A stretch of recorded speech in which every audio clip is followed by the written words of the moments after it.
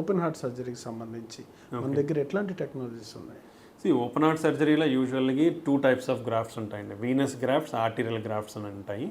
So it depends on the graft suitability. Bypass సర్జరీలో arterial grafts అనేది వేస్తారు. Arterial grafts అనేది యూజువల్గా లీమా అని ఉంటాయి, లేదంటే రేడియల్ ఆర్టరీస్ అని తీసుకొని వేస్తారు. ఒకవేళ అవి హార్వెస్టింగ్కి కానీ ఎనీ ఇష్యూస్ ఉన్నా వీనస్ గ్రాఫ్ట్స్ అని వేస్తారు.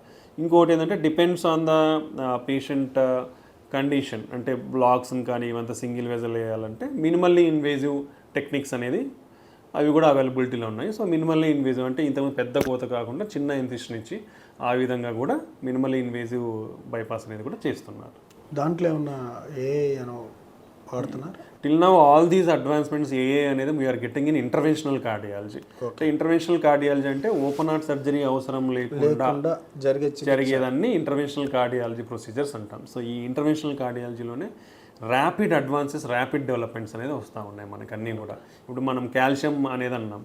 ఆ కాల్షియంని ట్రీట్ చేయడానికి రకరకాల ఫస్ట్ కటింగ్ బెలూన్స్ అని ఉంటాయి, స్కోరింగ్ బెలూన్స్ అని ఉంటాయి, హై ప్రెషర్ బెలూన్స్ ఉంటాయి. నెక్స్ట్ రొటేషనల్ అథ్రెక్టమీ, డ్రిల్లింగ్ టైప్ అనమాట. రొటేషనల్ అథ్రెక్టమీ, ఆర్బిటాల్ అథ్రెక్టమీ అనేది డ్రిల్ చేసేస్తాయి, కాల్షియంని క్లియర్ చేసేస్తాయి.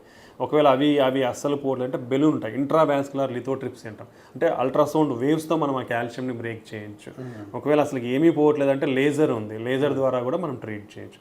ఇలా డిఫరెంట్ టెక్నాలజీ అనేది మనకి అవైలబిలిటీలోకి వస్తూ ఉందన్నమాట. ఇవన్నీ ఇక్కడ అందుబాటులో ఉంటాయి మన దగ్గర. ప్రతి రకమైన అంటే ఎంత కాంప్లెక్స్ కేసుకైనా మన దగ్గర ప్రతిదానికి ట్రీట్మెంట్ దొరుకుతుంది. మ్యాక్సిమం ఓపెన్ హార్ట్ సర్జరీ అవసరం లేకుండా పేషెంట్ కండిషన్ని బట్టి ఏదైతే సూటబుల్లో వాళ్ళకి డెఫినెట్లీ ఆ ట్రీట్మెంట్స్ అన్నీ కూడా మనం ప్రొవైడ్ చేస్తున్నాం.